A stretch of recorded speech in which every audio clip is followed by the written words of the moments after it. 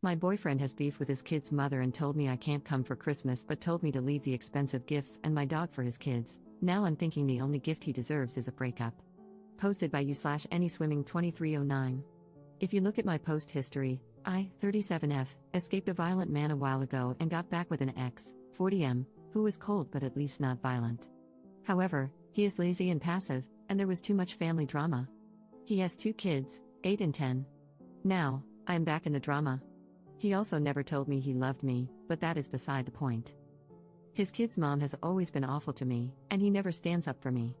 We broke up when she screamed at me as I came with him to pick up the kids, threw me out, and he didn't say anything. It was literally my first interaction with this woman. There is no history that I know of. I don't recall ever meeting this woman, let's call her Susan, 39F, before I dated Phil, and to my knowledge, I have no mutual friends with her except my hairstylist, who is a nice woman. She honestly freaked me out, coming at me screaming during our first meeting. They have been divorced for 7 years, so it's not like it's new.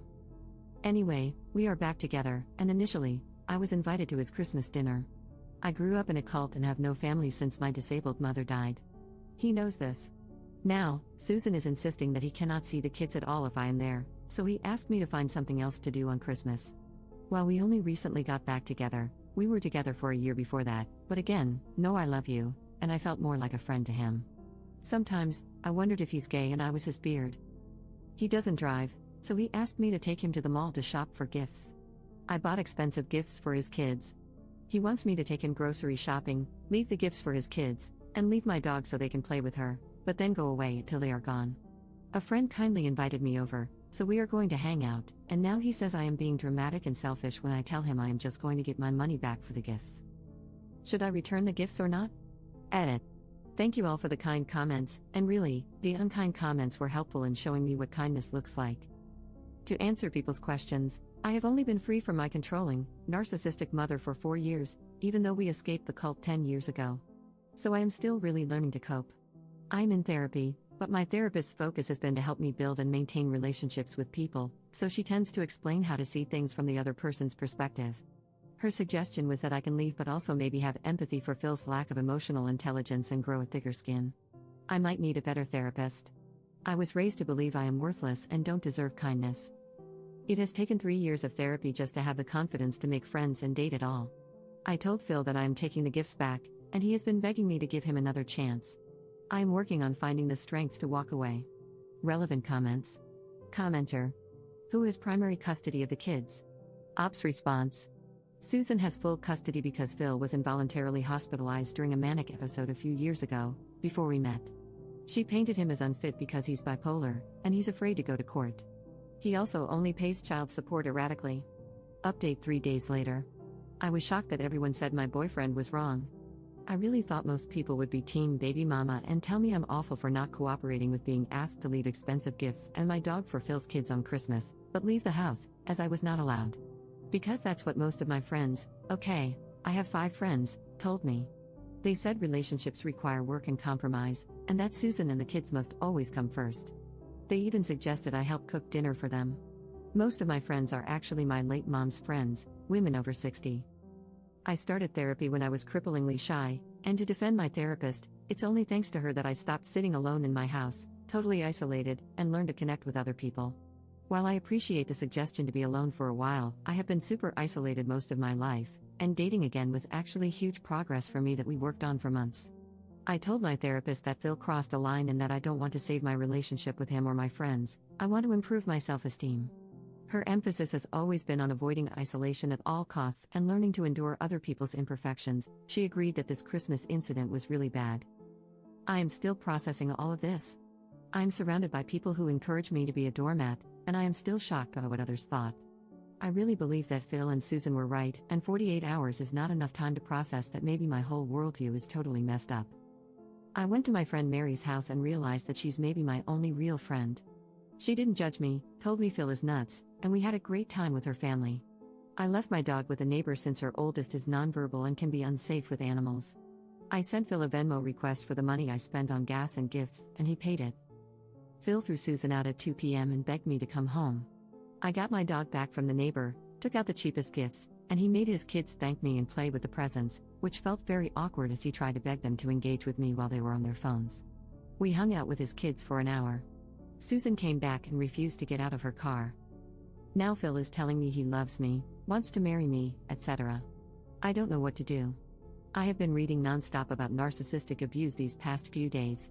I am realizing that Phil is just like my mom, and that this is maybe what she did, hoovering.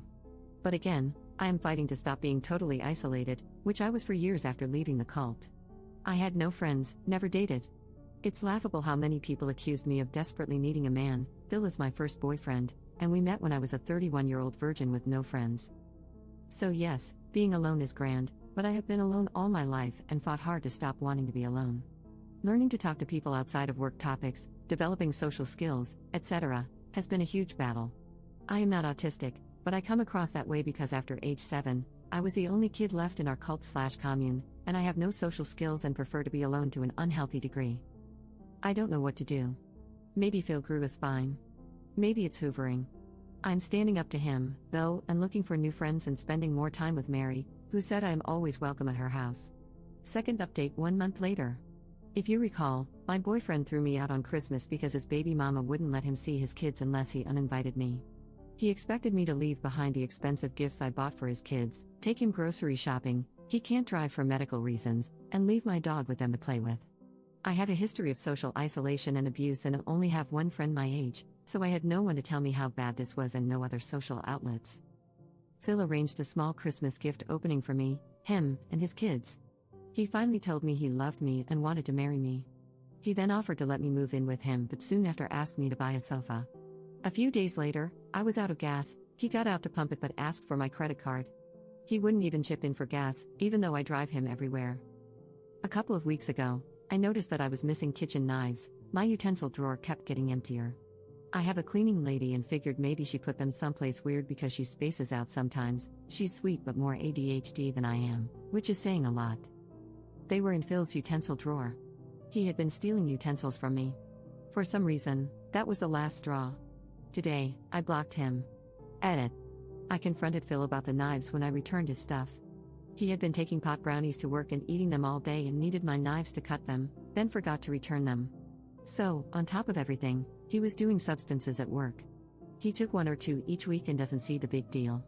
But I've also found empty food boxes in the cabinets where he ate everything and put the box back, so I think he's been stealing deliberately and will probably find more things missing. Edit 2. So apparently, this post made best of Reddit and also a YouTube channel. Questions and some lovely advice have come in. First, thank you for the kind advice and suggestions. I'm looking for a therapist who specializes in CPTSD. Sorry for the wall of text. Did I get the knives back? No, they are $10 worth of dollar store knives, and contacting Phil and risking him love bombing me when I am still fragile is not worth $10 of crap. He would probably lie and cause drama if I did, not worth it. I need to grow up/grow a spine/ I am so desperate for a man. I was raised to believe that I cannot survive on my own. This was taught to us by our leader, an older woman who preyed on lost younger women and ran a small commune. My mom told all her friends that I wouldn't make it on my own and that they needed to watch out for me. Every day, all my life, I was taught that I literally cannot safely exist independently. This is hard to deprogram when the same people are still in my life. Phil was one of the first people to befriend me and teach me life skills. He's not just any man to me but the person who taught me how public transportation works, how to drive, how services like trash pickup work, introduced me to pop culture, and didn't mock me. Therapist competence. One comment on r/best of Redditor updates opened my eyes. My therapist, whom I see twice a month because that is all my insurance covers, has no idea how broken my frame of reference is. I didn't, until Reddit pointed it out. She mostly treats people with BPD and tells me I'm catastrophizing and blowing things out of proportion when I complain that my boyfriend is cold or that a friend criticized my party in front of other people. But when I tell her, word for word, blow by blow, what someone actually did that I labeled as rude or cold, she often responds, that is totally unacceptable. I don't think I have explained to her clearly how bad these people have acted because I didn't realize how bad it was. I thought these were normal problems, so that's how I framed them to her, causing her to think I'm a whiny baby. How broken my frame of reference is. To those harshly judging, I had no exposure to mainstream media and had never been to a movie theater, on the subway, or on a plane until I was 30. People rejected me because I was weird and asked weird questions. So I became very dependent on the few people who first befriended me when I entered the normal world. I really want to thank the people who helped me understand how bad this all is. I don't know exactly where to go from here, but I joined a crochet group, and I'm getting a second dog.